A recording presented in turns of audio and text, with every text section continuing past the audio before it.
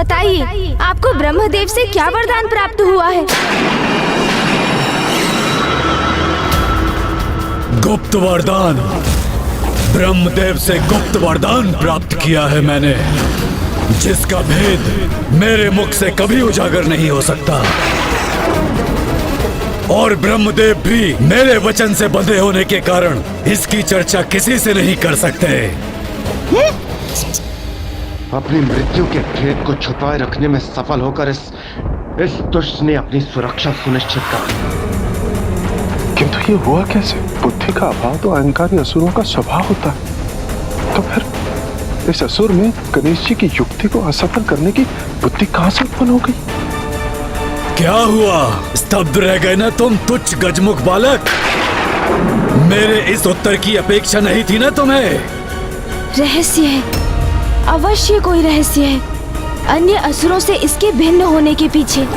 अब अपनी माला का जाप संपन्न करके अनंत पीड़ा दूंगा तुम्हें और तुम्हारी इस क्रीड़ा का अंत करूंगा मैं। एक कीट के समान मसल के रख दूंगा तुझे तुच्छ गजमुख।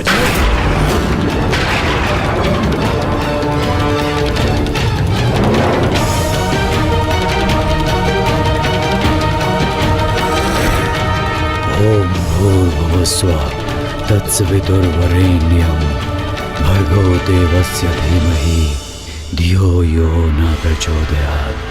ओम। इस दुष्ट असुर से उत्पन्न सकारात्मक ऊर्जा प्रवाहित होकर मुझे प्रभावित कर रही है, किंतु कैसे संभव है ये? धियो यो न प्रचोदयात्। ओम भूर्भुवः स्वः तत्सवितुर्वरेण्यं भर्गो देवस्य धीमहि। ओह, अब मैं समझा, इसकी सकारात्मक ऊर्जा का कारण है।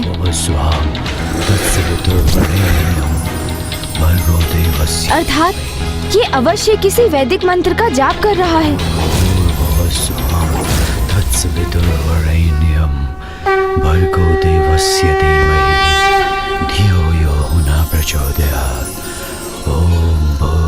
ये तो गायत्री मंत्र है, विश्वास नहीं होता। ये दुष्ट असुर माँ गायत्री का उपासक है। ओम भूर्भुवः स्वः तत्सवितुर्वरेण्यं भर्गो देवस्य धीमहि धियो यो न प्रचोदयात्। ओम भूर्भुवः स्वः तत्सवितुर्वरेण्यं भर्गो देवस्य धीमहि धियो यो न प्रचोदयात्। तो इसलिए अपने जाल में उलझा नहीं सका इसे, क्योंकि जो कोई भी गायत्री मंत्र का जाप करता है बुद्धि, ज्ञान और एकाग्रता से समृद्ध हो जाता है और उसे किसी भी प्रकार से भ्रमित करना असंभव हो जाता है।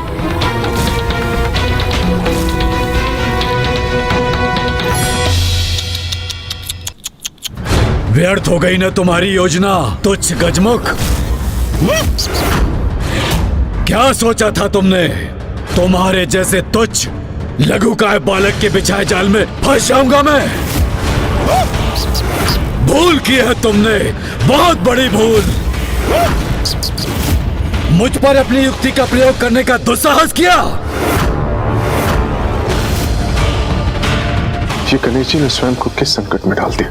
इस दुष्ट असुर से तो युद्ध का भी कोई लाभ नहीं, क्योंकि इसके अंत का रहस्य अभी तक किसी को ज्ञात नहीं। कैसी विडंबना है ये!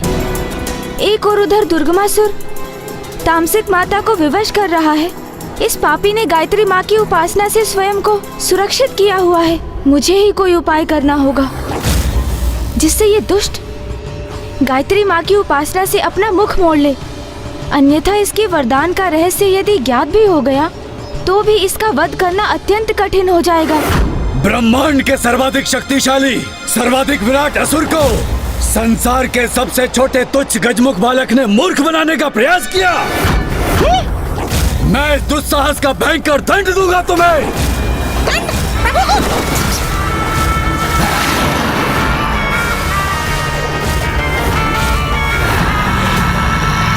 समझ गया। सर्वशक्तिशाली आप स्वयं को पुकारते अवश्य हैं सुर जी, किंतु आपको इसकी सत्यता पर संदेह है। क्या कहा तुमने? संदेह और मुझे अपने बल पर असंभव।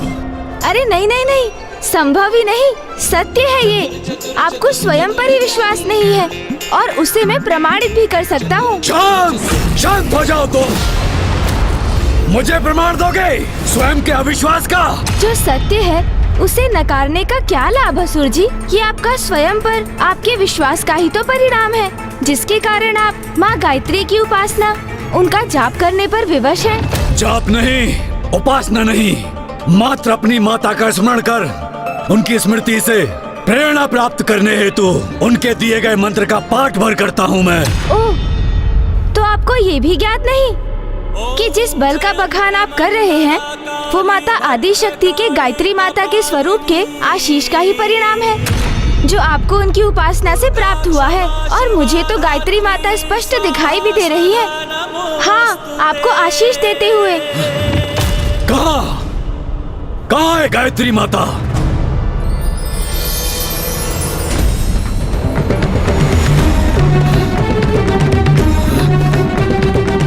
यहाँ तो कोई नहीं है गजमुख बालक। मुझे पुनः मूर्ख बनाने का प्रयास कर रहे हो तुम। माता के मंत्र के जाप से आपके अंतर में ज्ञान का प्रकाश अवश्य जागृत हुआ है असुर जी, किंतु आपके नेत्रों पर छाई अहंकार की काली छाया अभी भी आपकी दृष्टि बाधित कर रही है।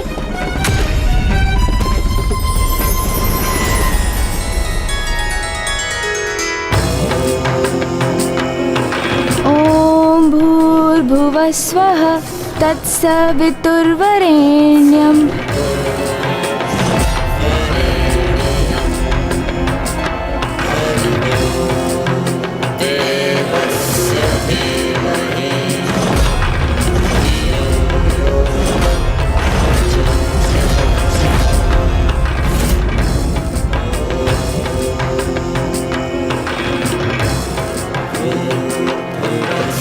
गणेश जी माता गायत्री का मंत्र जाप कर रहे हैं, कदाचित इसीलिए वो उनकी सकारात्मक ऊर्जा एवं शक्ति को स्वयं में ग्रहण कर पा रहे हैं।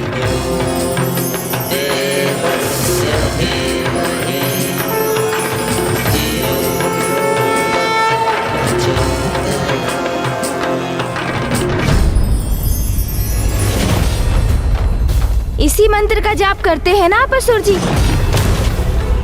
वैदिक मंत्रों में सर्वोच्च है जिसका स्थान, सर्वाधिक है जिसकी महिमा, और जब भी आप इसका पाठ करते हैं तो आप ज्ञान के प्रकाश को पाने के सन्मार्ग पर चलने की प्रार्थना करते हैं। ये कैसा दोहरा आचरण है आपका असुर जी? जिन माता आदि शक्ति का विरोध कर उनसे युद्ध करने की आप इच्छा प्रकट कर रहे हैं, उन्हीं की पूजा कर उनसे बल प्राप्त करते हैं। भले ही दंभवश उनकी शक्ति की सत्ता को तो आप स्वीकार नहीं करते, किंतु अवश्य ही भीतर उनको स्वयं से श्रेष्ठ मानकर उनकी पूजा भी करते हैं आप। कैसा परिहास है ये तुम्हारा बालक?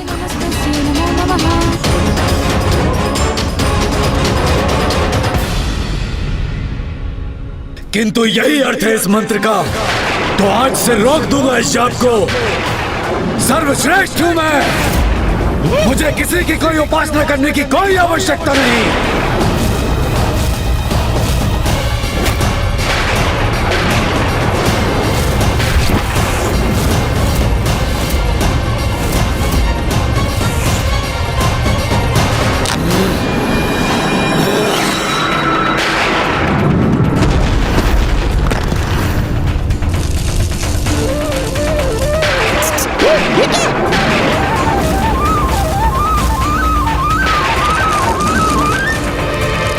सत्य है, विनाश काले विपरीत बुद्धि।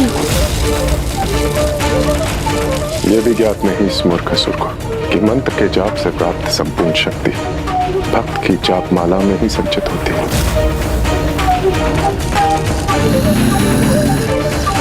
जिस माला को सदैव अपने कंठ में धारण करना चाहिए था इसे, उसे ही छिन्न भिन्न कर दिया इस दुष्ट ने, और अपने जाप से संचित शक्तियों को, उसके प्रभाव को क्षण भर में खो दिया इसने सब कुछ।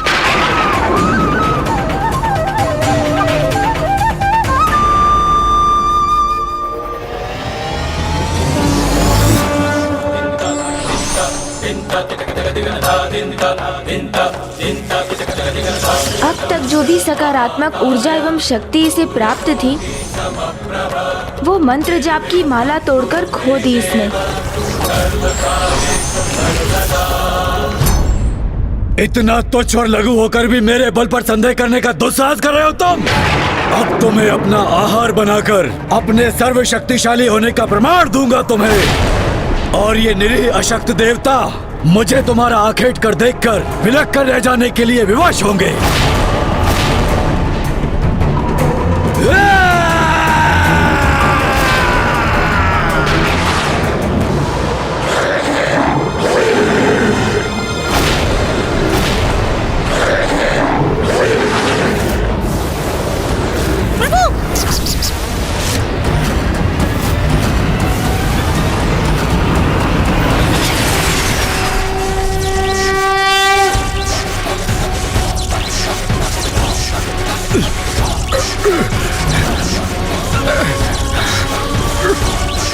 अद्भुत है प्रथम पूज्य गणेश जी की शक्ति।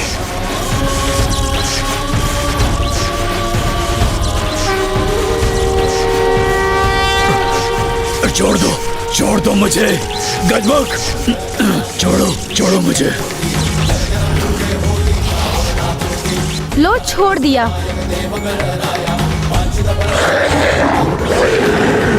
चलिए मूषक जी, जिस कार्य के लिए आए थे वो तो हुआ नहीं, किंतु उससे भी अधिक महत्वपूर्ण कार्य संपन्न किया है हमने। इस दुष्ट की गायत्री माता की उपासना भंग करवा दी हमने। देवगणों, कुछ समय के लिए धीरज रखिए। माता स्वयं आकर आप सबको अवश्य रक्षित करेंगी।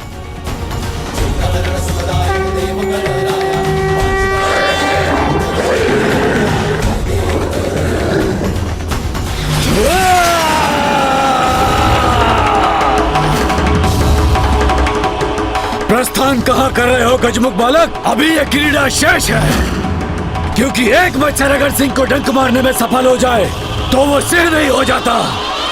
मैंने तुम्हें कम आंकने की भूल अवश्य की थी, किंतु तुम्हें अरुणासुर की वास्तविक शक्ति का परिचय अब ज्ञात होगा।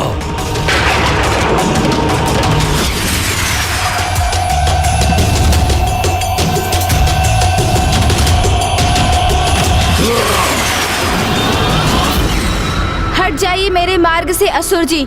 आपसे युद्ध करने नहीं आया मैं, क्योंकि जिस युद्ध के लिए आप इतने तत्पर हैं, वही आपके सर्वनाश का कारण बनेगा। वो युद्ध निकट भविष्य में अवश्य होगा, किंतु अभी मुझे रोकने का कोई लाभ नहीं। मुझे जाने का मार्ग दीजिए। अच्छा, जाना चाहते हो यहाँ से? तो प्रयास करके देख लो। तुम्हारा भाग्य यहाँ तुम्हारी मृत्यु के लिए लेके आया है, जो मेरे द्वारा नियत है। तो जाओ। यदि गणेश जी आगे बढ़े तो वो संकट में आ जाएंगे। यहाँ से बाहर जाने वाले मार्ग में तो इस असुर ने भयंकर जाल बिछा रखे। हमें कैसे भी गणेश जी को सावधान करना होगा। थल और आकाश दोनों मार्ग से भीषण लावे का संकट है।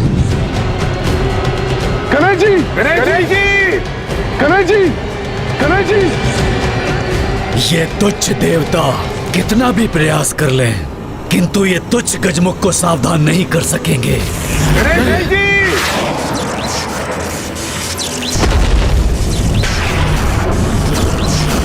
ये मूर्ख असुर कर क्या रहा है? अरे ये तो हमारे ही स्वर को बाधित करने का प्रयास कर रहा है। यहाँ से लौटने के पूर्व यदि मैं देवताओं को मुक्त करा सकता तो और अच्छा होता, किंतु यदि माँ ने मुझे इसका आदेश नहीं दिया था तो इसका यही अर्थ है कि ये शुभ कार्य उनके द्वारा ही होगा। वो स्वयं इस दुष्ट का वध कर देवताओं को मुक्त कराएंगी। इस प्रकार नहीं तो उस प्रकार ही सही, किंतु अंत तो तुम्हारा आज ही होकर रहेगा तुच्छ गजमुख। आकार ही कितना है तुम्हारा, इसलिए तुम अपनी मृत्यु के लिए उबलते लावा का चुनावरण करो अथवा धधकती अग्नि का।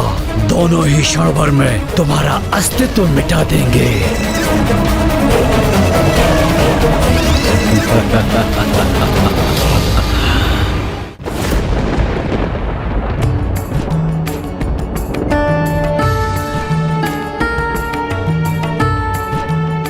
प्रथम पूज्य गणेश जी को वहाँ से लौटने में इतना विलंब क्यों हो रहा है माता? अवश्य लौटेगा पुत्र गणेश, और जो वचन दिया है उसे पूर्ण भी करेगा।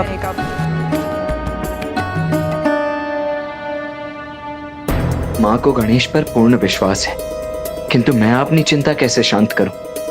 कदाचित मुझे वहां जाकर देखना चाहिए कि कहीं अनुज गणेश किसी कठिनाई में तो नहीं। वाक युद्ध करते करते कहीं वहां वास्तविक युद्ध तो आरंभ नहीं हो गया।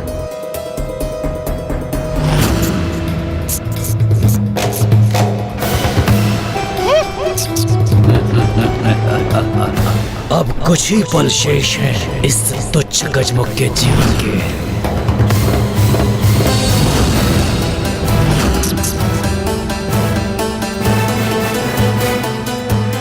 हाँ, एक पग और भरो गजमुख, तब मुझे आनंद आएगा।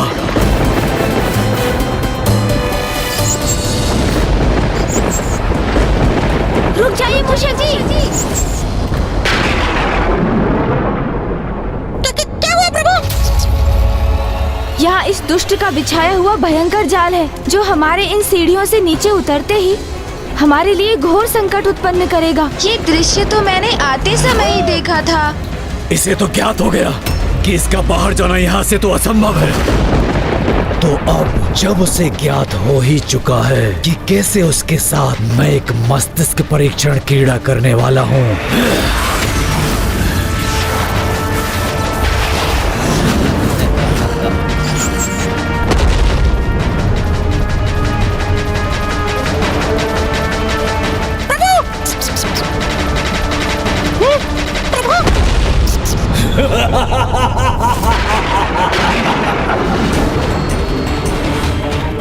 अब तुम्हारे समक्ष दो ही मार्ग हैं। प्रथम, मुझसे युद्ध कर अपनी मृत्यु स्वीकार करो, अथवा यहाँ से जाने की चेष्टा करो। किंतु स्मरण रखना, यदि तुमने थल मार्ग से जाने का प्रयास किया तो उबलता हुआ लावा तुम्हें पिघला देगा, और आकाश मार्ग से जाने का प्रयास किया तो धधकती हुई ज्वाला से झुलसकर नष्ट हो जाओगे तुम। तुम्हारे जैसे छोटे गजमुख को यहाँ आने से पूर्व अनेक बार विचार करना चाहिए था। जब से मैं यहाँ आया हूँ, आप मुझे तुच्छ पुकार कर मुझे स्वयं से निम्न प्रमाणित करने की चेष्टा कर रहे हैं।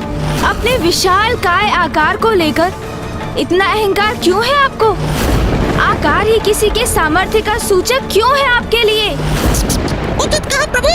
हाँ, ये भी सत्य है कि कुछ स्थिति में आकार सर्वाधिक महत्वपूर्ण अवश्य हो जाता है, जैसे इस समय मेरे नहीं तुम्हारे इस साम्राज्य के लिए।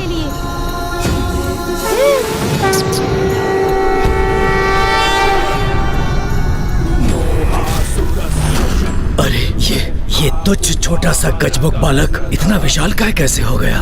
ओम गजाननं भूतागणाधिसेवितं। प्रभु!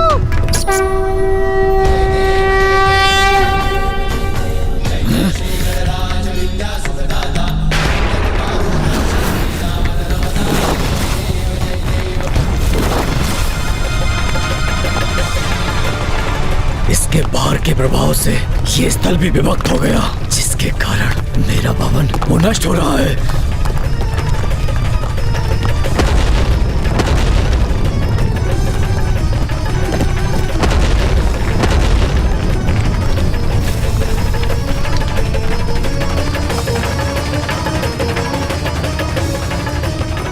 अंततः गणेश जी ने इस दुष्ट को अपनी वास्तविक शक्ति का परिचय दे ही दिया। मेरे विचार से आज हम दोनों ने एक अत्यंत महत्वपूर्ण पाठ सीखा है कि हमें अपने शत्रु को कभी कम नहीं आंकना चाहिए।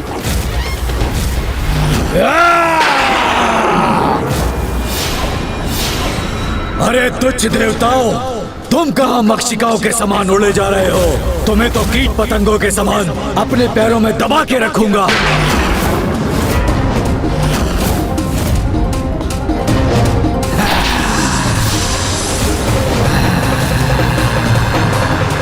मूर्खसुर, जिनके पुत्र ने तुम्हारी ऐसी अवस्था की है, जब वो स्वयं यहाँ पधारेंगी तो तुम्हारी कैसी दुर्दशा करेगी, ये तो तुम्हें ज्ञात हो ही गया होगा। ये सब क्या है गणेश?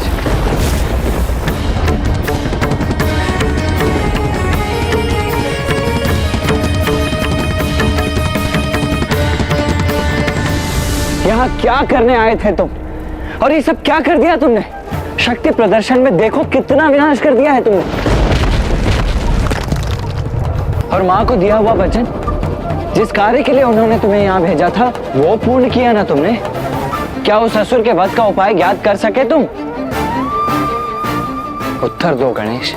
नहीं भैया, किंतु उस दुष्ट को एक उचित पाठ पढ़ाने की बहुत आवश्यकता थी। वो मेरी युक्ति में नहीं उलझा। किंतु आप चिंता ना करें, मैं वो भी अवश्य ज्ञात कर लूंगा भैया। किंतु अब उसकी मृत्यु के कारण को कैसे ज्ञात करेंगे हम, ये मेरी समझ के बाहर है गणेश। मुझे खेद है भैया, मैं अरुणासुर को प्राप्त हुए उसके गुप्त वरदान के बारे में कुछ भी ज्ञात नहीं कर सका। मैं मेरी युक्ति में सफल नहीं हो सका। किंतु अब उसकी मृत्यु के कारण को कैसे ज्ञात करेंगे हम, ये मेरी समझ के बाहर है गणेश। जब ब्रह्मदेव ने उसे वो वरदान प्रदान किया तो उस समय उन दोनों के अतिरिक्त वहां और कोई नहीं था। तो उन दोनों के अतिरिक्त और किसे ज्ञात हो सकता है ये रहस्य?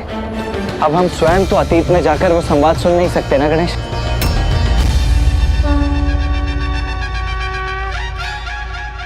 अब क्या हुआ गणेश? अचानक तुम्हारे मुख पर ये आशा की किरण का क्या कारण है? इस गुत्थी को सुलझाने का उपाय मेरे मन में कौंध गया है भैया। भैया, मुझे उनका परिचय ज्ञात है, जिनकी दृष्टि से कुछ भी नहीं छिपा है। मैं कुछ समझा नहीं गणेश, कौन है वो? समय अर्थात काल।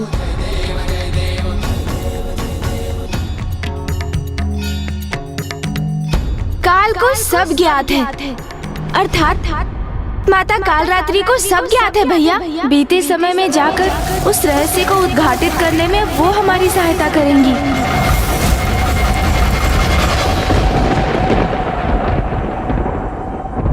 देखा मेरा प्रभाव गणेश? मेरा आगमन होते ही तुम्हें इतनी जटिल समस्या का समाधान भी प्राप्त हो गया। किंतु इस जटिल समस्या का समाधान तो मेरी बुद्धि में ही उत्पन्न हुआ ना। हाँ, किंतु है तो ये मेरा ही प्रभाव ना। देखा देखा आपने मूषक जी, कैसे मेरी बुद्धिमानी का श्रेय भी भैया ने स्वयं अपने पर ले लिया।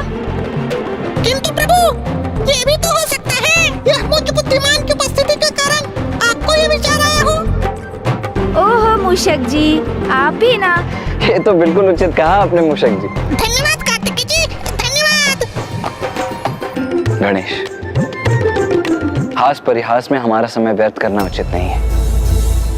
अब समाधान तो सूझ गया है, किंतु माता काल रात्रि को समय में पीछे जाकर हमें सब बताने के लिए कैसे मनाओगे?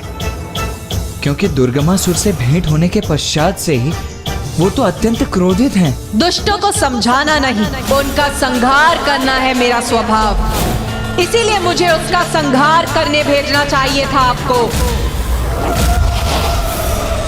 किसी भी विकट परिस्थिति को सुलझाने के लिए साम दाम दंड भेद का प्रयोग करना होता है, और मैं भी ऐसा ही करूंगा।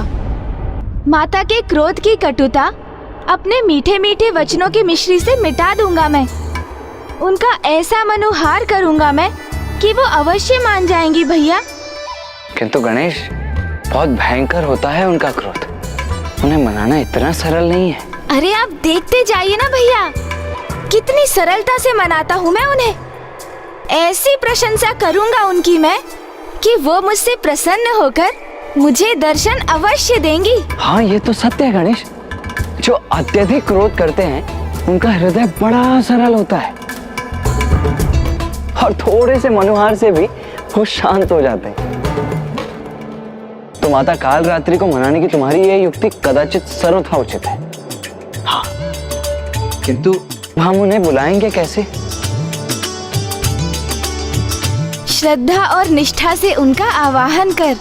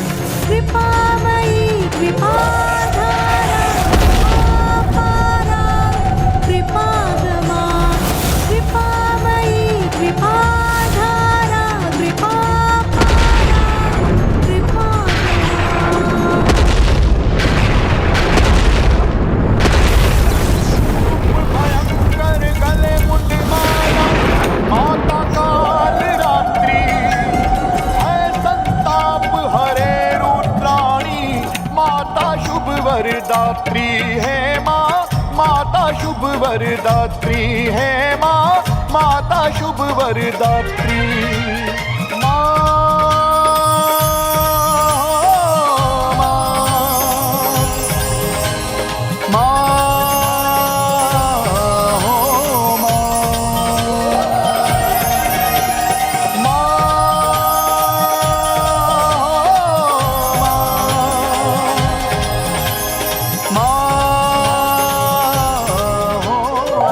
बताओ क्यों आवाहन किया मेरा?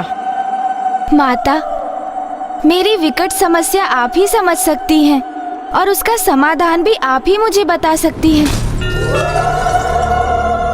क्योंकि जो पूर्व में अवस्था आपकी थी वही अवस्था अब मेरी है, इसलिए मैंने आपका आवाहन किया है माता। क्योंकि माता, जिस प्रकार माँ ने आपको दुर्गमासुर को समझाने के लिए भेजा था, वैसे ही मैं भी माँ के आदेश से अरुणासुर के पास जाने के लिए विवश हुआ। और फिर? किंतु माता, यदि कोई दुष्ट अहंकारी कुछ समझना ही ना चाहे तो उसे भला कोई कैसे समझा सकता है? जैसे आप दुर्गमासुर को समझाने में असफल हुई, उसी प्रकार अरुणासुर की मृत्यु का रहस्य ज्ञात करने में मुझे भी असफलता का सामना करना पड़ा माता। किंतु अब आप ही बताइए ना माता, यदि शीघ्र ही ऐसे दुष्टों का अंत नहीं किया गया तो वे इसी प्रकार पाप कर्मों में लिप्त रहेंगे और पृथ्वी देवी उनके पापों का भार सहने के लिए विवश होती रहेंगी। इसीलिए तो मैंने अपना मत व्यक्त किया था कि इन दुष्टों को अभी इसी क्षण नष्ट कर देना चाहिए। हाँ माता, मेरा भी मत आपके ही समान है और आप तो उसी समय उस दुष्ट दुर्गमासुर का वध कर सकती थी। किंतु मैं चाहता भी तो अरुणासुर का वध करने में अक्षम रहता माता। क्यों? ऐसी कौन सी बाधा है जो तुम्हें अक्षम्य बनाती है? यही माता कि अरुणासुर का मुझे क्या, किसी को उसके वध का उपाय ज्ञात नहीं। ब्रह्मदेव का वरदान और उस वरदान को गुप्त रहने का वचन दोनों ही प्राप्त है उस दुष्ट को। इसलिए जो रहस्य ब्रह्मदेव उजागर नहीं कर सकते वो मैं स्वयं ज्ञात करने गया था माता, किंतु असफल हो गया और अब प्रथम बार माँ के आदेश का पालन करने में असफल होकर लौटना होगा मुझे। किंतु अपना ये असफल लज्जित मुख कैसे दिखाऊंगा माँ को मैं? मेरी असफलता से तो उन्हें बहुत दुख होगा ना माता। और वो तो यही कहेंगी ना माता कि पुत्र, तुम अरुणासुर के वध के रहस्य को उजागर नहीं कर सके तो उसका वध कैसे करोगे तुम? ऐसा कुछ नहीं होगा पुत्र, तुम निश्चिंत रहो। अरुणासुर का भेद मैं तुम्हें बताऊंगी। कहा था ना भैया कि सरलता से माता को मनुहार से मना लूंगा मैं। चतुर गणेशा, तुम्हें निराश होकर नहीं लौटने दूंगी मैं। काल चक्र को विपरीत दिशा में घुमाकर अतीत का वो दृश्य उत्पन्न करूंगी जब अरुणासुर को वो वरदान प्राप्त हुआ था।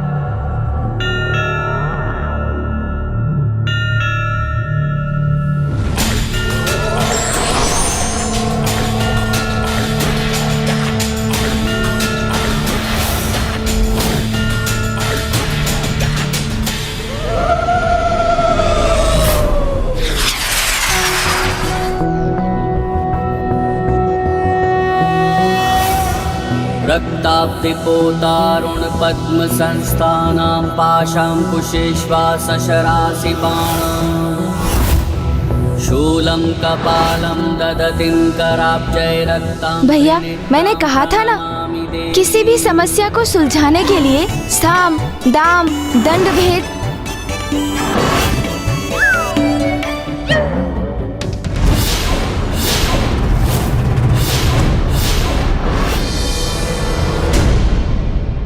अरे माता, यहाँ क्यों रुक गई आप? ये तो वो दृश्य नहीं है जो हमें देखना है।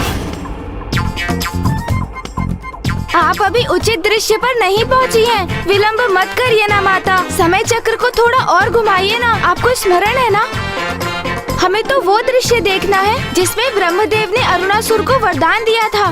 हाँ माता। उचित कहते हो तुम। इसमें तो तुम और कुमार कार्तिकेय ही हैं। किंतु हम समय के इस बिंदु पर रुक ही गए, तो मुझे तुम्हारा वार्तालाप सुनने का मन हो रहा है।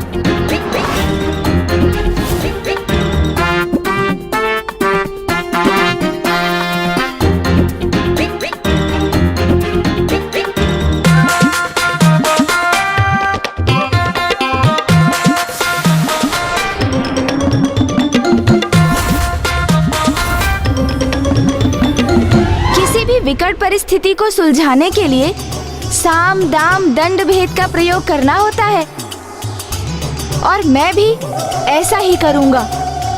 माता के क्रोध की कटुता अपने मीठे मीठे वचनों की मिश्री से मिटा दूंगा मैं। उनका ऐसा मनोहार करूंगा मैं कि वो अवश्य मान जाएंगी भैया। अरे आप देखते जाइए ना भैया, कितनी सरलता से मनाता हूँ मैं उन्हें।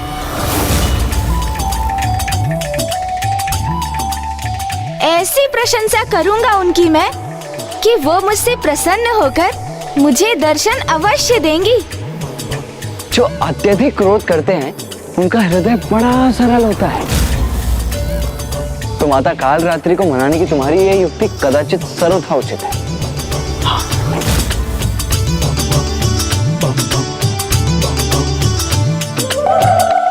इतना दुस्साहस कि तुम दोनों ने मुझे मूर्ख बनाने का प्रयास किया।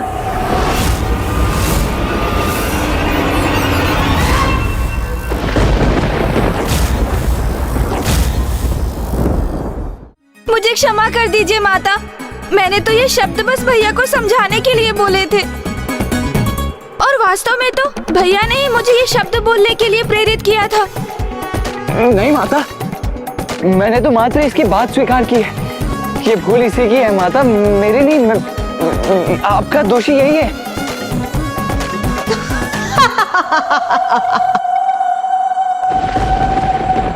तुम दोनों बहुत चतुर समझते हो ना अपने आप को, किंतु स्मरण रखो, तुम दोनों की माता हूं मैं, और भली भांति समझती हूं मैं तुम दोनों की चतुराई को।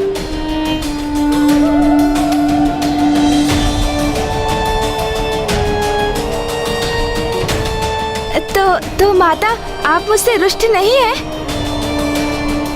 और आप हमें अतीत के उस पल में भी ले जाएंगी ना? हाँ पुत्र, क्योंकि तुमने मेरी स्तुति में जिस स्तोत्र का उच्चारण किया था, मैं उससे बहुत प्रभावित हूँ।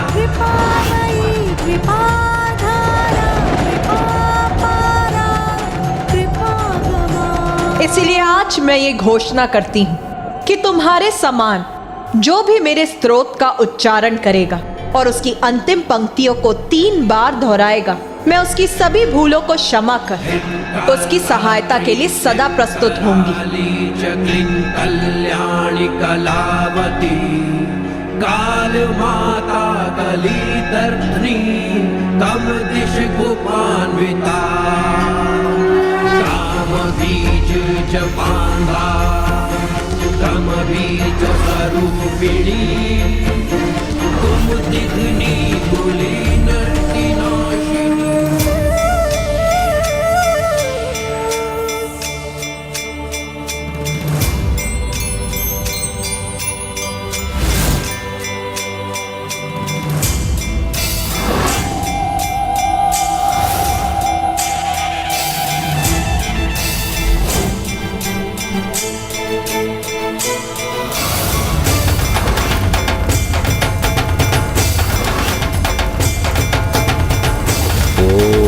ब्रह्मदेवाय नमः।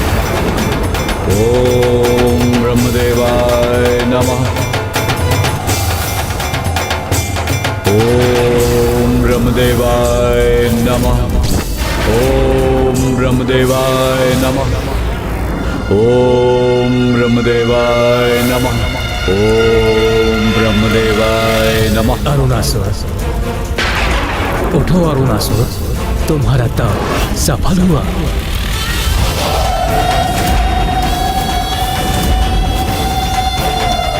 प्रणाम ब्रह्मदेव।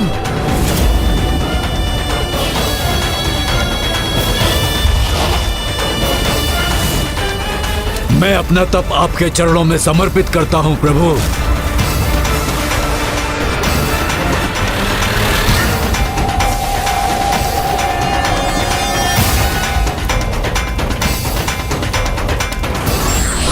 और यह भी स्पष्ट करता हूं प्रभु कि मुझे अपने तप और भक्ति के फल स्वरूप अमृत का वरदान चाहिए।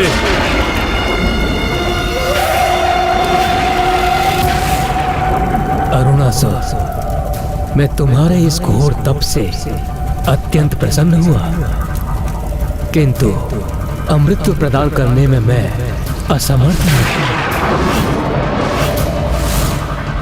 प्रभु, इस तप की दीर्घ अवधि में अनेक कष्ट सहे हैं मैंने। प्रथम सहस्त्र 10 वर्ष मातृवायु और सूखे पत्ते को ही आहार बनाया मैंने, और फिर 10 सहस्त्र वर्ष मैंने जल की बूंदों का ही पान किया प्रभु, और अंतिम 10 वर्ष मैंने कुछ भी ग्रहण नहीं किया प्रभु। और आप कह रहे हैं मुझे आप अमृत का वरदान नहीं दे सकते, तो फिर क्या लाभ हुआ इतने कठोर तप का प्रभु? बताइए प्रभु, बताइए, फिर क्या लाभ हुआ? अरुणासुर, मैं भी शक्ति के नियमों से बंधा हूं, और मृत्यु सृष्टि का अंतिम अटल सत्य है। अमृत तो मैं तो क्या, तुम्हें कोई भी प्रदान नहीं कर सकता। हाँ, तुम ये चुनाव अवश्य कर सकते हो कि किसके द्वारा तुम्हारी मृत्यु असंभव है और किसके हाथों से तुम्हारी मृत्यु संभव हो सकती है। ये वरदान मैं अवश्य दे सकता हूँ।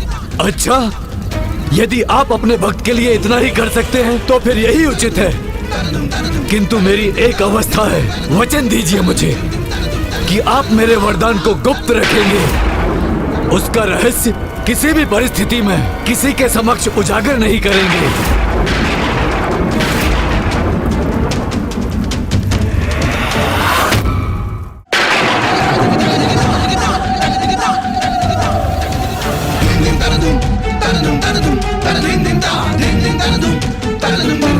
उचित है वत्स, अपने कठोर तप से तुमने अधिकार प्राप्त किया है।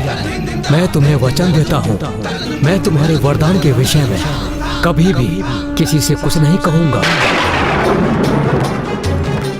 तो फिर मुझे ये वरदान देने की कृपा कीजिए प्रभु कि मेरा वध कोई देवता, असुर, स्त्री, किन्नर, पशु, यक्ष, नाग, गंधर्व द्वारा संभव न हो सके।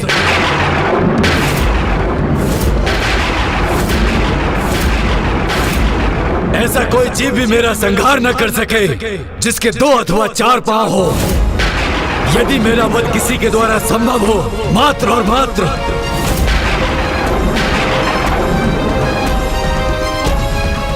6 पांव वाली तुच्छ रानी कीट ही कर सके, जिसका स्वर ब्रह्मांड की गूंज के समान हो।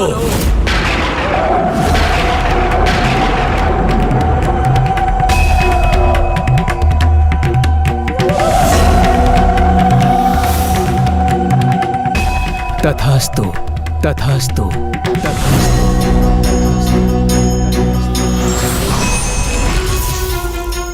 छह पांव वाली तुच्छ रानी कीट ही कर सके, जिसका स्वर ब्रह्मांड की गूंज के समान हो।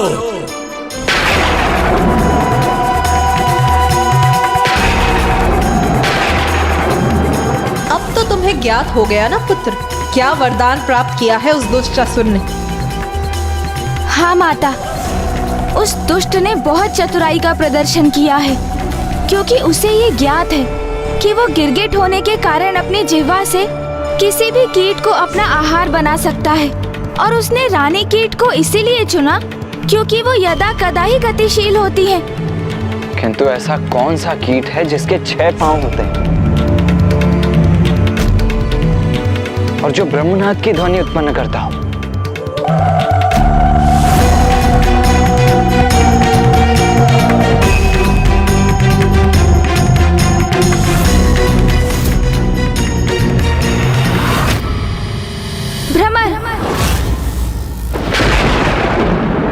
भ्रमर है वो कीट। तो वो दुष्ट ने एक रानी भ्रमरी के द्वारा अपनी मृत्यु का वरदान प्राप्त किया है। किंतु एक नन्ही सी भ्रमरी एक विशालकाय असुर का अंत कैसे कर सकती है? और वो भी एक ऐसे असुर को एक भ्रमरी कोई क्षति कैसे पहुंचा सकती है जो भांति भांति के कीटों को अपना आहार बनाकर ही अपना उदर भरता हो, जो अपनी जीभा मात्र से ही किसी भी कीट का अंत कर देता हो।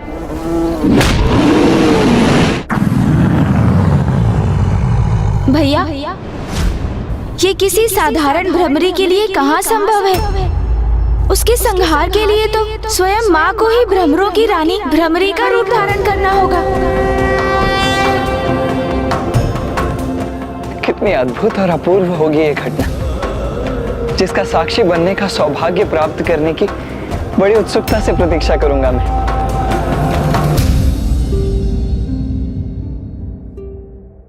क्या हुआ पुत्र गणेश? अब तो तुम्हें उस दुष्ट के वध करने का उपाय ज्ञात हो गया है। अब क्यों चिंतित हो तुम? माता, मैं यही सोचकर चिंतित हूँ कि संपूर्ण सृष्टि जिनकी पूजा करती है, समस्त देवियाँ जिनकी सेवा कर स्वयं को धन्य समझ रही थी, स्वयं त्रिदेव जिनकी आरती कर रहे थे, वो जो स्वयं संपूर्ण सृष्टि की सर्वे सर्वा है, जिनके कारण ये अंतरिक्ष और ग्रह है, और जो सभी लोगों के उत्पत्ति के कारण भी है, उन देवी माता आदि शक्ति से एक छोटी सी प्राणी एक लघु भ्रमरी का रूप धारण करने के लिए कैसे अनुरोध करेंगे?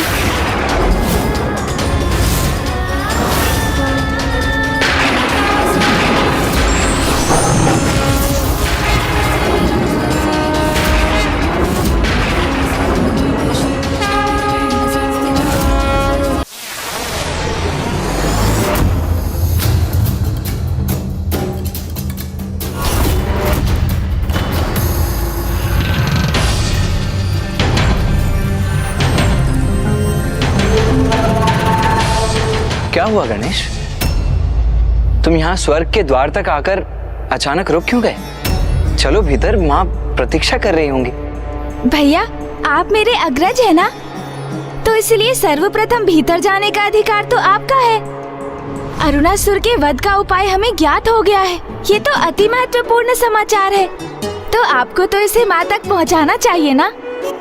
और उस दुष्ट अरुणासुर के वध हेतु माँ को भ्रमरी रूप धारण करना होगा, ये भी आप ही बता दीजिएगा ना उन्हें। उचित है गणेश, मैं ही जाकर माँ को बता देता हूँ कि उन्हें कीट का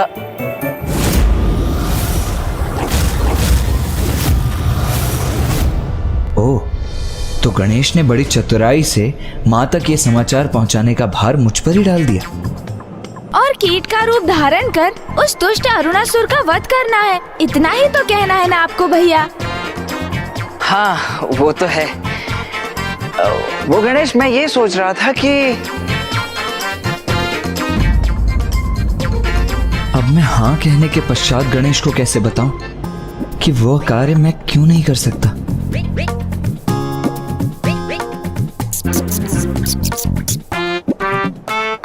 क्या हुआ? तुम दोनों स्वर्ग लोक के भीतर प्रवेश करने के स्थान पर यहाँ क्यों रुक गए? और किस वार्तालाप में उलझ गए हो तुम दोनों?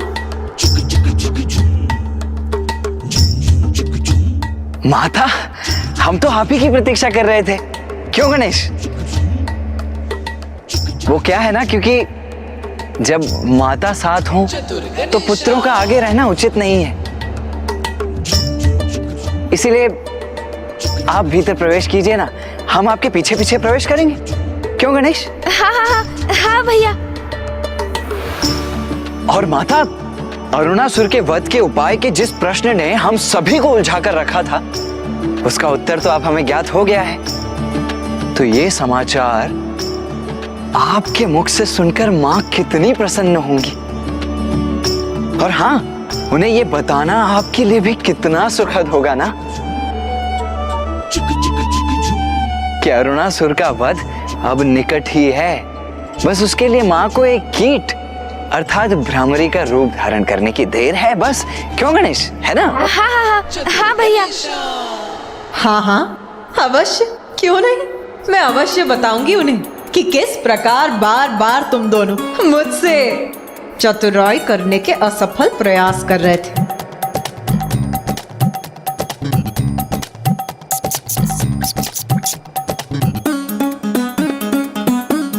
भैया, माता तो समझ गई। समझूंगी नहीं, कदाचित तुम दोनों ये भूल गए मैं माता हूँ तुम्हारी। माता, ये गणेश भी ना चतुराई किए बिना रह ही नहीं सकता है। अरे इसमें चतुराई की क्या बात है भैया? आप बड़े हैं ना, तो आपका कर्तव्य है कि आप ये समाचार माँ तक पहुँचाएं। किंतु मैं तो उनका पुत्र हूँ। कोई पुत्र अपनी माँ को ये कैसे कह सकता है कि वो एक कीट का रूप धारण कर ले?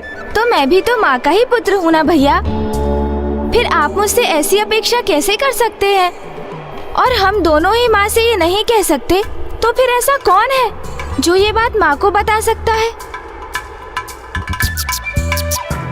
कौन हो सकता है वो अन्य उपाय?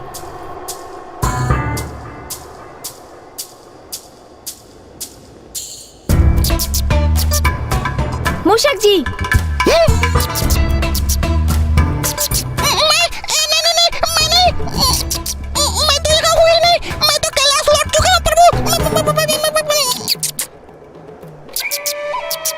कैलाश, सूझ गया उपाय। माता, भैया, इस उलझन को सुलझाने की युक्ति सूझ गई है मुझे। तो शीघ्र बताओ गणेश, माँ वहाँ बड़ी अधीरता से प्रतीक्षा कर रही हैं, बताओ शीघ्रता से। आप चिंता मत कीजिए भैया, माँ तक ये सूचना कौन और कैसे पहुँचाएगा, अब तो आप वो मुझ पर ही छोड़ दीजिए। आप तो बस इतना कीजिए कि माँ के निकट पहुँचकर माँ से बस इतना कहिए कि हमें अरुणासुर के वध का उपाय ज्ञात हो गया है।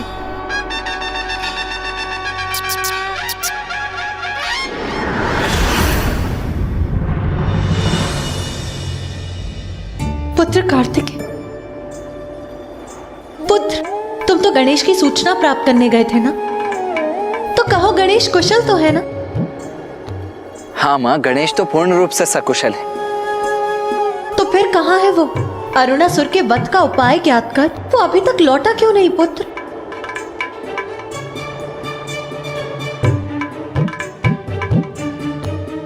माँ, गणेश आने ही वाला है और उसने कहा है कि वो जैसे ही आएगा वैसे ही आपको अरुणासुर के वध का उपाय स्वतः ही ज्ञात हो जाएगा। स्वतः ही ज्ञात हो जाएगा? किंतु कैसे? अब ये कौन सी युक्ति है पुत्र गणेश की? पिताश्री, माँ को दिए वचन को पूर्ण करने में मेरी सहायता करने की कृपा कीजिए। पुत्र, जो तुम चाहते हो मेरा वो करना उचित नहीं। क्यों पिताश्री, क्यों उचित नहीं है? उसमें क्या हानि हो सकती है भला? आपने तो माता के लिए अनेकों रूप धारण किए हैं, आपने क्या कुछ नहीं किया उनके लिए? माँ के प्रत्येक शक्तिपीठ पर भैरव रूप में उनके साथ रहते हैं आप। माँ के ही निवेदन पर आपने योगी रूप को त्याग कर अपना मनोहर रूप धारण किया था। इसलिए पिताश्री अब माता के भ्रमर अर्थात उन्हें भ्रामरी रूप धारण करवाने के लिए आपको ये नवीन रूप धारण करना ही होगा। मैं जो कह रहा हूँ उसमें क्यों संकोच कर रहे हैं आप पिताश्री? पुत्र, मैं ऐसा कर सकता तो अवश्य करता, किंतु मुझे संकोच इसलिए हो रहा है कि मुझे ऐसा करते देख अन्य सभी क्या सोचेंगे, और ब्रह्मदेव और नारायण, कहीं उनके लिए मैं एक मनोरंजन का कारण न बन जाऊं। पिताश्री, किसी भी कार्य के प्रति नकारात्मक सोच को त्याग कर सकारात्मक सोच धारण करना चाहिए।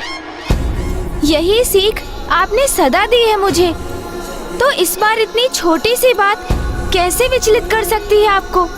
जगत कल्याण के लिए, सृष्टि के लिए और प्रत्येक जीव के सुख के लिए और स्वयं माँ के मुख पर मुस्कुराहट लाने के लिए इतना तो आप अवश्य ही कर सकते हैं पिताश्री।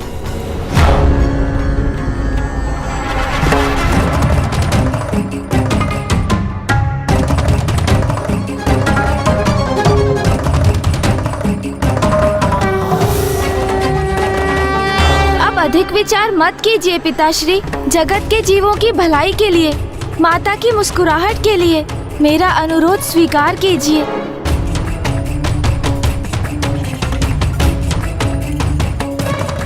जगत के जीवों की भलाई के लिए, माता की मुस्कुराहट के लिए मेरा अनुरोध स्वीकार कीजिए।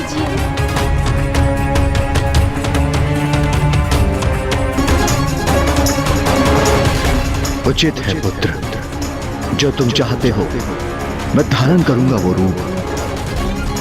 फिर तुम मुझे उस रूप में स्वर्ग लोक ले जाओगे, जहां तुम्हारी मां तुम्हारी प्रतीक्षा कर रही है।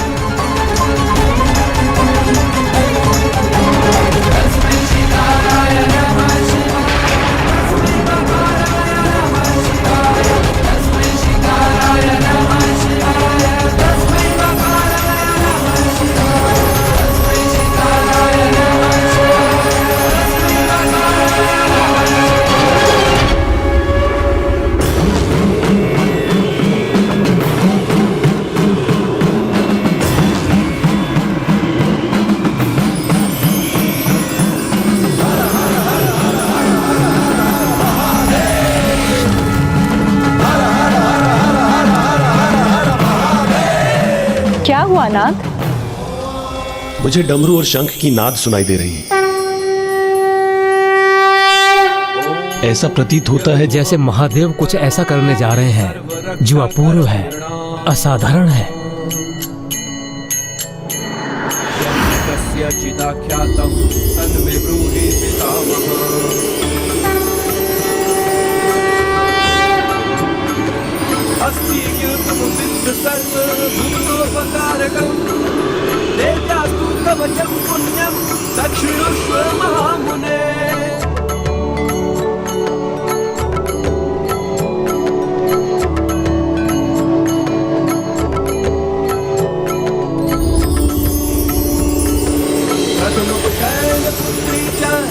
अद्भुत।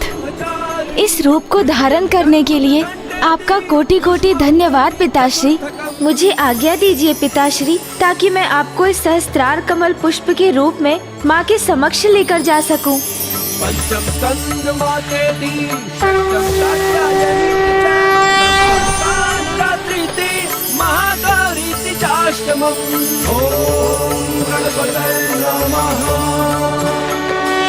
अब पुत्र गणेश सहस्त्रार कमल पुष्प रूप में महादेव को देवी आदि शक्ति के पास स्वर्गलोक ले जा रहा है।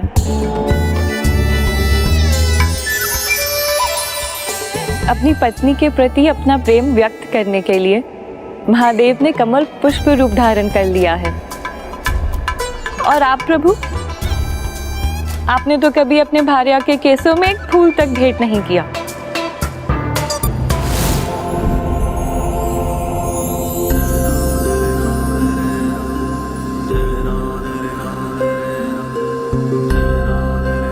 कमल पुष्प पर स्थित होकर आपको महादेव का कमल पुष्प रूप धारण करना मनोरंजन का कारण प्रतीत हो रहा है। महादेव के त्याग को आप कैसे समझ सकते हैं स्वामी? स्वयं कमल पुष्प पर विराजमान अवश्य रह सकते हैं, किंतु महादेव के समान मान अपमान की चिंता किए बिना अपनी पत्नी के मुख पर मुस्कुराहट देखने के लिए, अपनी पत्नी के लिए निसंकोच इस प्रकार पुष्प रूप धारण कर सकते हैं क्या आप?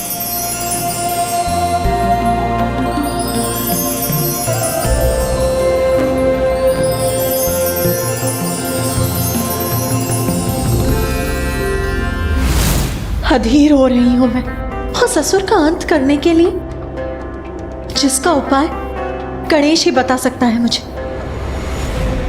किंतु कहाँ है पुत्र गणेश? वो अभी तक लौटा क्यों नहीं? माँ, गणेश को कुछ समय का अवकाश और दे दीजिए, वो बस आता ही होगा माँ।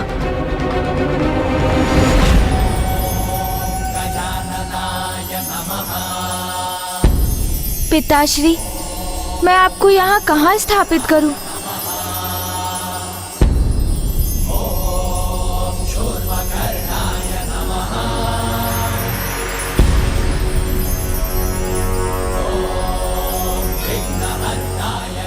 स्वामी, आप मुखदर्शक ही बने रहेंगे अथवा जाकर गणेश की सहायता भी करेंगे? आप सर्वथा उचित कह रही है देवी। हमें वहां जाकर गणेश की सहायता करनी चाहिए।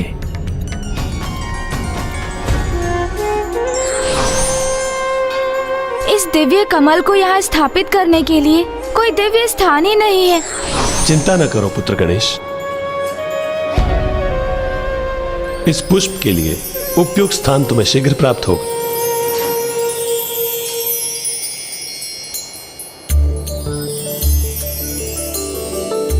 अति सुंदर। कितना अपूर्व, कितना सुंदर दृश्य है ये। अद्भुत। कितनी असाधारण दिव्यता है इस दिव्य कमल पुष्प की। कमल पुष्प कितना भी दिव्य क्यों ना हो, किंतु उसका उपयुक्त स्थान कीचड़ ही होता है। यही तो मेरी उलझन का कारण है माता। स्वर्ग लोक में कीचड़ कहाँ से उत्पन्न करूं? जब जगत कल्याण हेतु महादेव पुष्प का रूप धारण कर सकते हैं तो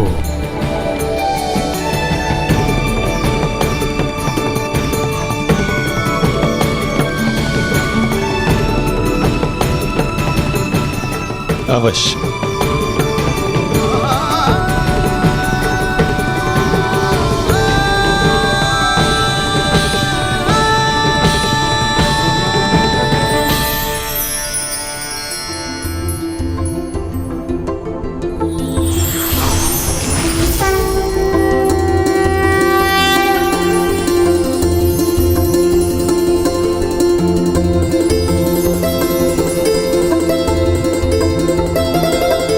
धन्यवाद मामा श्री, प्रभु श्री नारायण। निर्मल जल सात्विकता का प्रतीक होता है, और जहाँ सात्विकता है ज्ञान का वास भी वहीं होता है।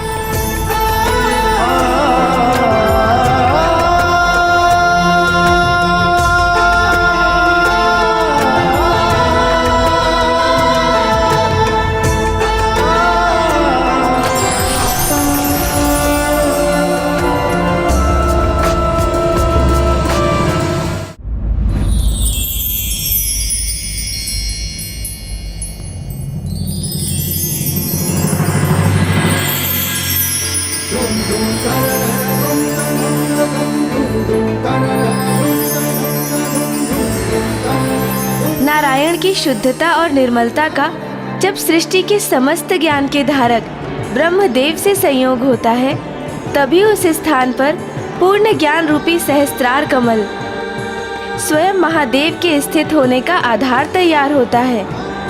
अर्थात जब कोई स्वयं के व्यक्तित्व को निर्मल जल के समान शुद्ध और पवित्र बना लेता है, तभी वो पूर्ण ज्ञान को प्राप्त करने के योग्य बनता है।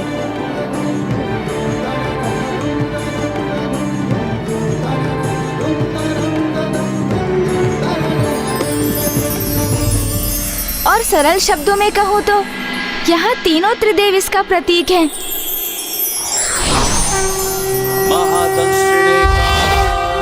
जहाँ ज्ञान के साथ पवित्रता है, वहीं परम ज्ञान की प्राप्ति भी संभव है। हिरण्यश्रवसे द्वारिणे भीमाय भीम पराक्रमाय ओम नमो नमः।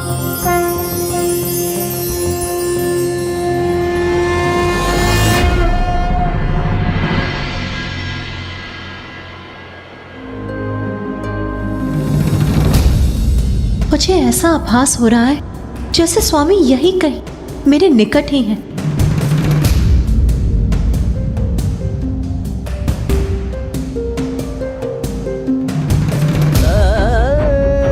किंतु यदि वो मेरे निकट है तो मेरे सम्मुख क्यों नहीं आ रहे हैं?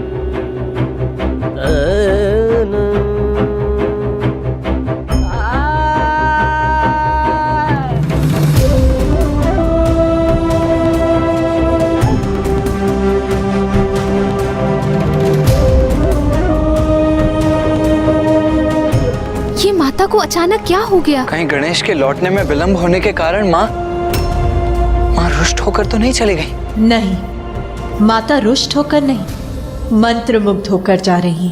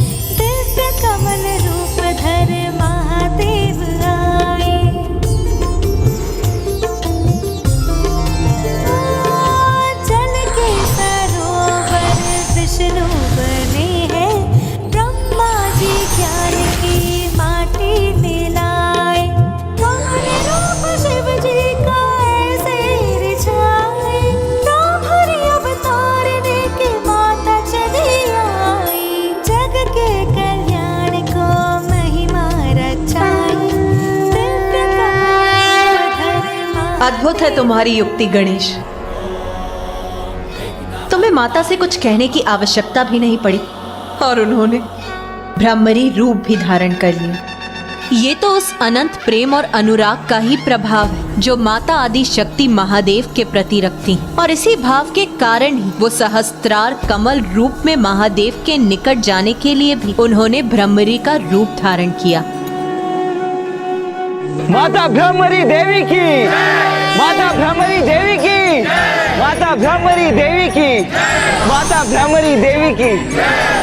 उमा, आपके इसी ब्रह्मरी अवतार को संसार के सम्मुख लाने के लिए ही मुझे कमल पुष्प का रूप धारण करना पड़ा।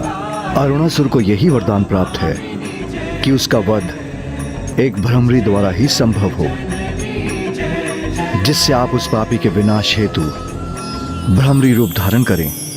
ब्रह्म, कीट, जननी, साधारण कीट हो या कोई अन्य जीव, सृष्टि के सभी चराचर जीवों की जननी मैं ही तो हूँ।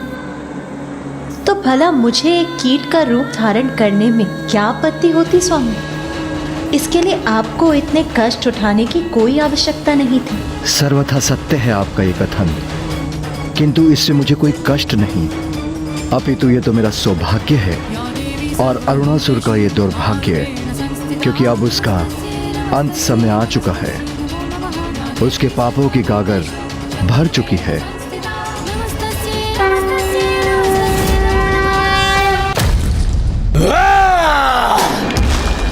ऐसा प्रतीत होता है कि देवताओं ने बहुत दुर्दशा की है तुम्हारे अरुणासुर।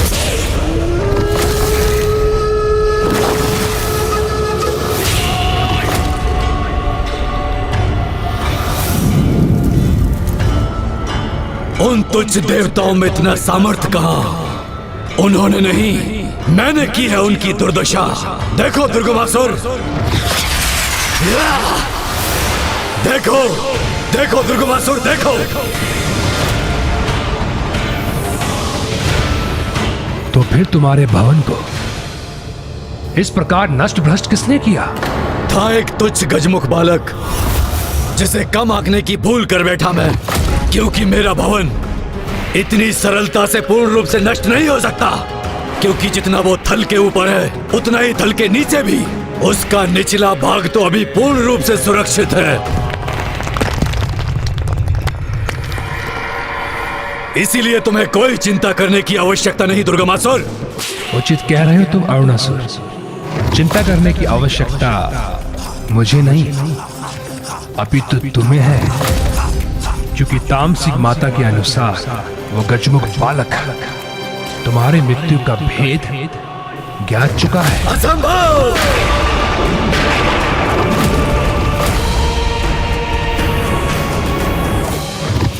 अरुणासुर, बहुत कपटी होते हैं देवता, इनका तनिक भी विश्वास करना अनुचित है।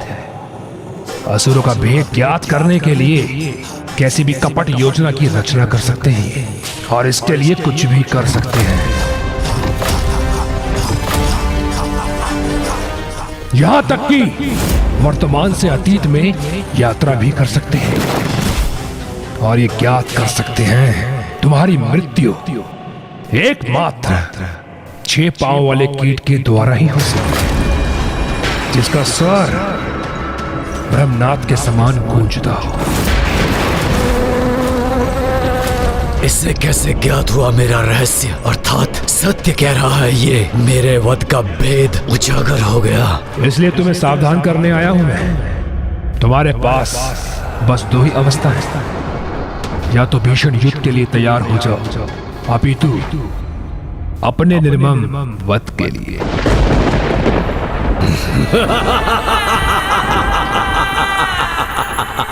दुर्गमासुर, क्या प्रतीत होता है तुम्हें? ऐसा वरदान क्यों मांगा मैंने ब्रह्मदेव से? इतना विशालकाय शक्तिशाली असुर होकर भी अपने वध के कारण स्वरूप एक तुच्छ और साधारण सी कीट का चुनाव क्यों किया मैंने? कितना भी प्रयास कर ले ये तुच्छ सी कीट मुझे कोई क्षति नहीं पहुंचा सकती, वो भी एक मादा कीट जिसके लिए उड़ान भरना भी कठिन है। वो मुझे क्या क्षति पहुंचाएगी? यदि वो मुझ तक पहुंच भी गई तो मुझे अपने गुंजन से अपने आगमन की सूचना दे देगी।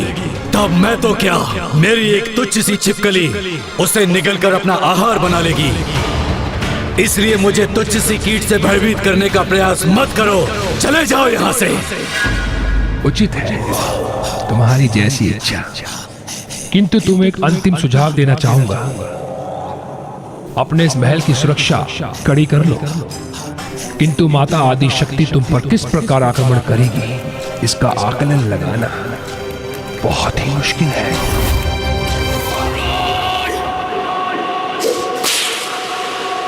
किंतु माता आदि शक्ति तुम पर किस प्रकार आक्रमण करेगी, बहुत ही इसका आकलन लगाना बहुत ही मुश्किल है।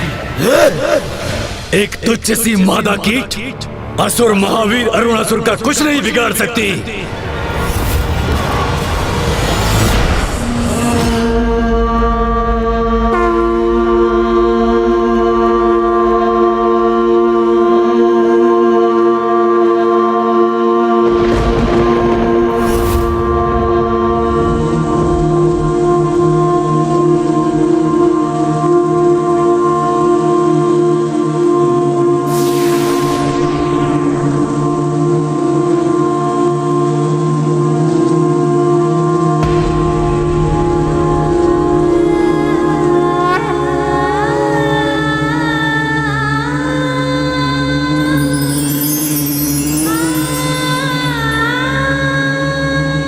जिन कीटों को वो असुर तुच्छ समझता है, आज वही कीट उस दुष्ट के संहार का कारण बनेंगे।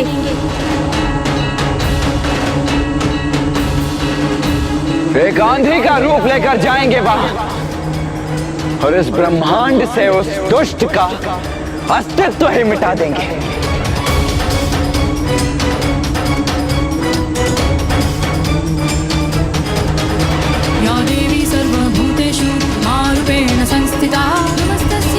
तुम्हारे जीवन की उल्टी गिनती आरंभ हो गई अरुणासुर। आज तुम्हें यह ज्ञात होगा कि किसी की तुच्छता का आधार उसका आकार नहीं, उसका आचरण होता है। और तुम्हारा ये दुष्टतापूर्ण आचरण ही तुम्हारी तुच्छता का प्रतीक है।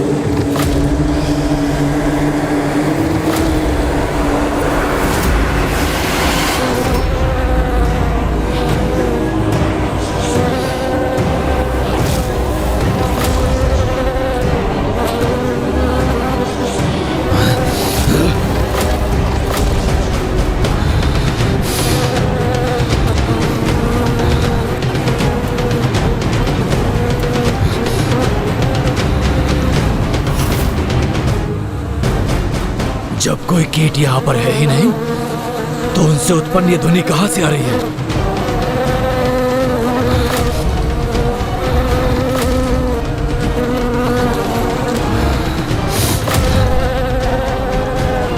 यहाँ तो कोई भी नहीं है।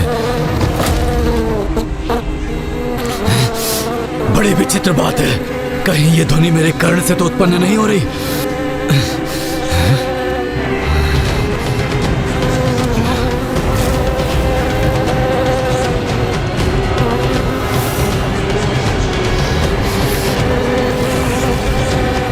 ए प्रहरी, तुम्हें ये भिनभिनाहट सुनाई दे रही है? नहीं।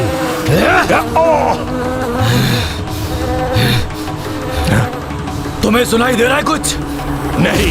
ए तुच्छ प्रहरियों, क्या कुछ श्रवण करने की शक्ति नहीं है तुम्हें? ये भिनभिनाहट जैसे असंख्य कीट एक साथ ध्वनि उत्पन्न कर रहे हैं, ये क्यों नहीं सुनाई दे रहा है तुम्हें?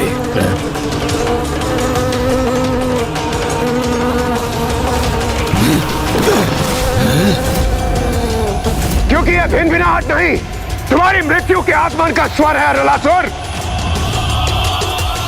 अब जितनी भी श्वास शेष है तुम्हारे जीवन में, उसका आनंद ले लो तुम। शांत हो जाओ, शांत हो जाओ तुम कीट के समान तुच्छ देवता मेरे समक्ष भिनभिनाने योग्य नहीं। हमें तो तुम शांत करा भी लोगे अरुणासुर, किंतु अपने काल की इस ध्वनि को शांत कैसे कराओगे तुम? बस बहुत हो चुका, शांत हो जाओ तुम, अन्यथा निगल जाऊंगा तुम्हें। और स्मरण रखो, मेरी मृत्यु असंभव है, क्योंकि एकमात्र ब्रह्मनाथ का स्वर उत्पन्न करने वाली ब्रह्मणी ही मेरा वध कर सकती है। किंतु विडंबना तो यह है, ऐसी कोई तुच्छ ब्रह्मणी मेरे निकट आए, इससे पूर्व मेरे तुच्छ छिपकली सैनिक के उदर में समा जाती है। भ्रमर मात्र मेरे तुच्छ सैनिकों का आहार बन सकते हैं, मेरी मृत्यु का नहीं। और वैसे भी मैंने अपनी भवन की सुरक्षा इतनी कड़ी कर दी है कि यहाँ प्रवेश अथवा बाहर जाना दोनों ही असंभव है। और हाँ, यदि कोई कीट सेना यहाँ पर आ भी गई तो मेरे असंख्य सैनिक उन कीट पतंगों को निगलकर उन्हें नष्ट कर देंगे।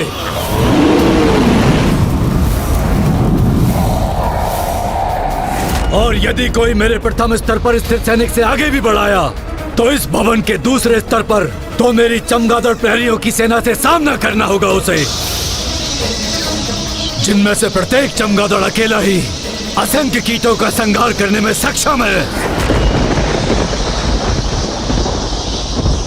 और तब भी यदि कोई कीट शेष रह गया, तृतीय स्थल पर उन्हें मेरे विषैले अनुघातक सैनिकों के प्रहारों का सामना करना होगा, जिनके छोड़े विषैले द्रव्य किसी भी प्रकार के कीट का अंत करने में सक्षम है।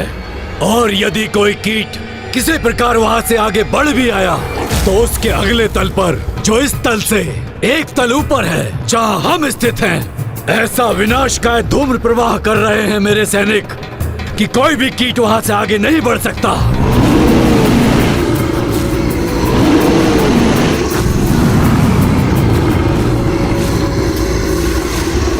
अब कहो, मेरी इतनी कड़ी सुरक्षा को भेद कर कैसे कोई तुच्छ कीट मेरा वध करने मुझ तक पहुंच सकेगा? और यदि किसी प्रकार वो मुझ तक पहुंच भी गया तो मैं उसे अपनी जीवा के एक ही बार से निगल कर उसे अपना आहार बना लूंगा और अंत करूंगा उसका।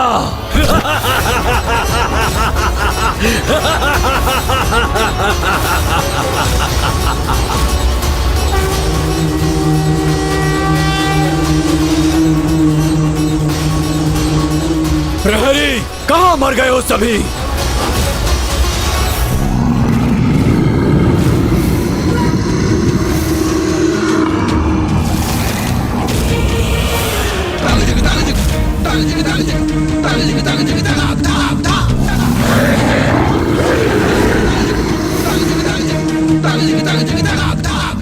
इसीलिए तुच्छ देवताओं, यदि किसी कीट ने भी मेरे सुरक्षा घेरे को पार करने का दुस्साहस किया तो उसका अंत निश्चित है। इसीलिए मैं प्रतीक्षा कर रहा हूँ कि कब तुम्हारी देवी आदि शक्ति तुम्हारी रक्षा के लिए आए और मेरे सुरक्षा जाल के मकर जाल में उलझ कर रह जाए।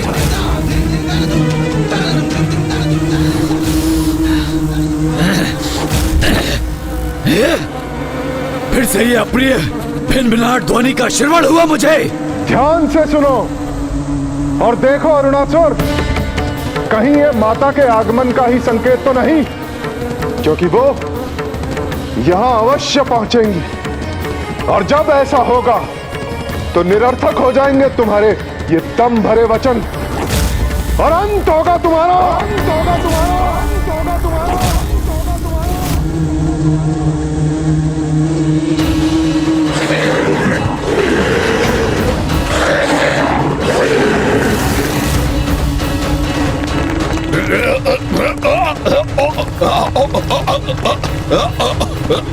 अरे ये भूकंप कैसे उत्पन्न हुआ? यहाँ हमारे पांव के नीचे का स्थल विभक्त कैसे हो रहा है? क्या हो रहा है ये?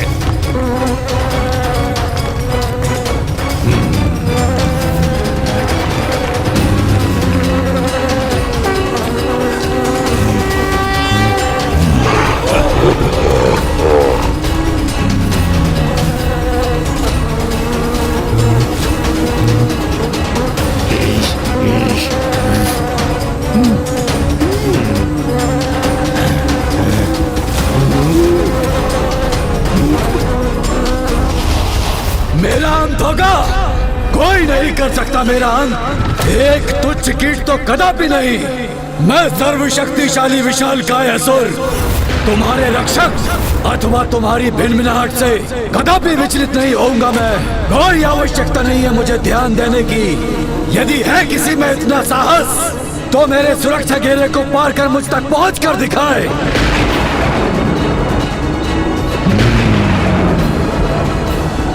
आक्रमण! नष्ट कर दो इन्हें। असुर महानायक अरुणासुर की जय! असुर महानायक अरुणासुर की जय! असुर सैनिकों, भस्म कर दो इन्हें। और अगर फिर भी कोई कीट शेष रह जाए तो उसे जीवित निगल जाओ।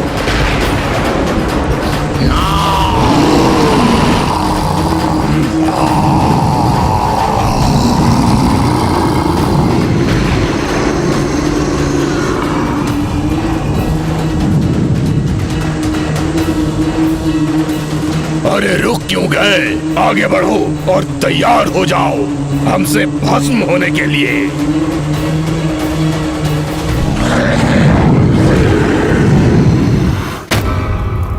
माता, मेरे दो महाशत्रुओं दुष्ट असुर अरुणासुर और आपकी प्रिय देवी आदि शक्ति का परस्पर युद्ध होने जा रहा है। और आज इन दोनों में से किसी एक का इस युद्ध में अंत तो निश्चित है। इसलिए माता, मुझे आप ऐसी दिव्य दृष्टि प्रदान करें जिससे मैं इस युद्ध का आनंद उठा सकूं और स्वयं अपने नेत्रों से इसका परिणाम भी देख सकूं। प्रथम बार कुछ अच्छा मांगा है तूने मुझसे। मैं तो चाहती हूँ कि तू स्वयं अपने नेत्रों से वो भयंकर दृश्य देख ले, जिससे तुझे ज्ञात हो जाए कि भविष्य में कैसी दुर्दशा होने वाली है तेरी।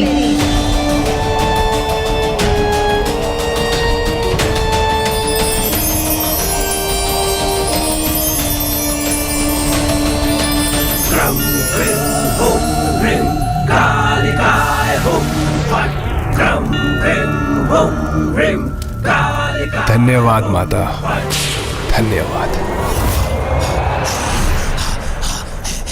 माता। किंतु स्मरण रहे, मेरी कोई भी दुर्दशा नहीं कर सकता। यदि आज किसी की दुर्दशा होगी तो देवी आदि शक्ति की, क्योंकि मेरे सावधान करने पर अरुणासुर ने अपने भवन के भिन्न तलों पर ऐसे सुरक्षा घेरे स्थापित किए हैं कि किसी एक कीट का उसे पार करना कदापि संभव नहीं। मृत्यु जब आती है मूर्ख तो असंभव होता है उसे रोकना। विश्वास नहीं होता ना तुझे मेरे शब्दों पर? तो स्वयं देख।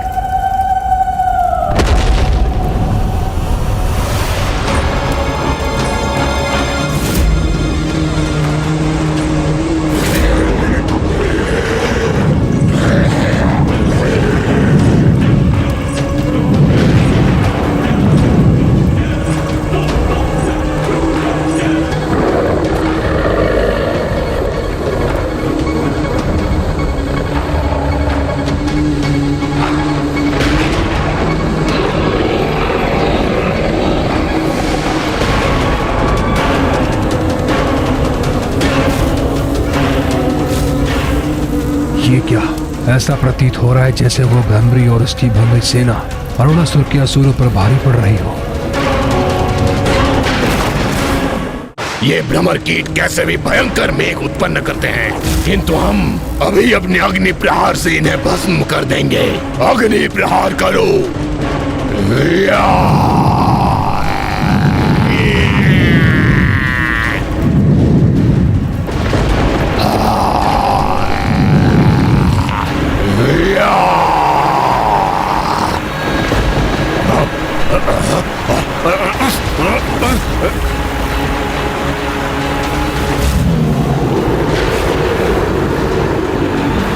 ये वर्षा हमारी अग्नि को शांत कर रही है। हम अग्नि प्रहार करने में असमर्थ हो गए हैं। अब क्या करें हम?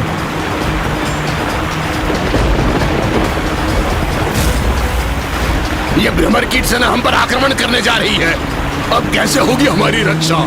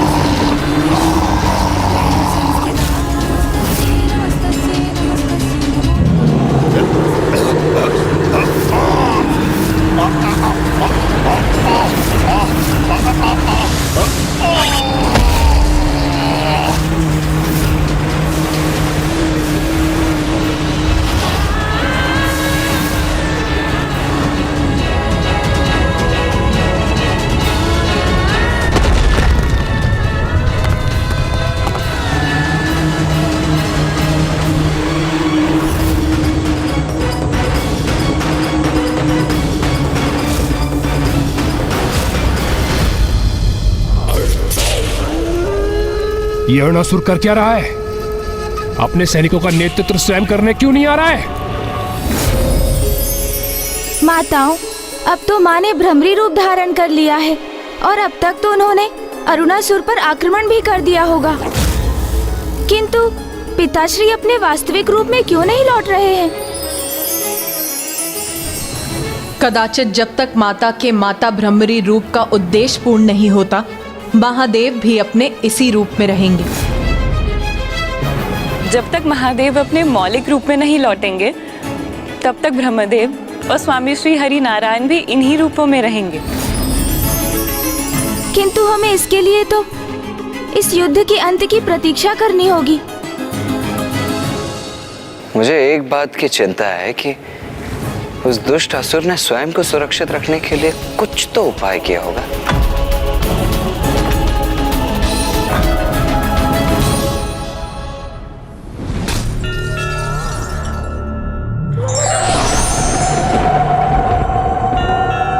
प्रणाम माता। प्रणाम मां। कल्याण।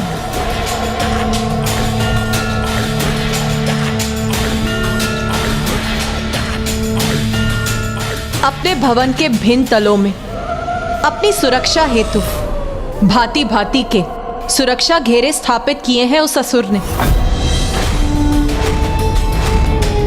जैसे कि कीट पतंगों को अपना आहार बनाने वाले चमगादड़, विषैले द्रव्यों को उत्पन्न करने वाले छिपकली असुर और उष्णता और धूम का प्रवाह करने वाले असुर।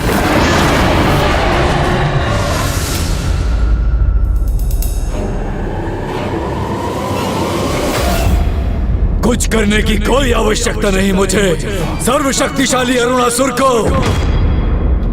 अरे जब तुम तुच्छ देवताओं में से मेरे समक्ष कोई नहीं टिक सका, और वो त्रिदेव जो मेरे आतंक से अपने अपने लोक को छोड़कर भाग खड़े हुए, तो तुम्हारी देवी आदि शक्ति एक तुच्छ नारी वो क्या क्षति पहुंचा सकती है मुझे? हाँ, उस गजमुख को कम आंकने की भूल कर बैठा था मैं, इसीलिए वो मेरे हाथों से निकल गया।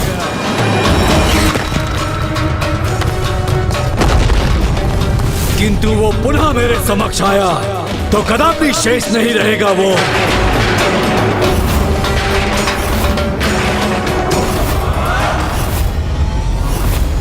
महाराज, उस भ्रमरी ने सुरक्षा घेरे को तोड़कर प्रथम चरण को पार कर लिया है और अब वो बड़ी तीव्रता से दूसरे सुरक्षा घेरे की ओर बढ़ रही है। महाराज, उस भ्रमरी ने सुरक्षा घेरे को तोड़कर प्रथम चरण को पार कर लिया है और अब वो बड़ी तीव्रता से दूसरे सुरक्षा घेरे की ओर बढ़ रही है। महाराज, बढ़ रही है। महाराज।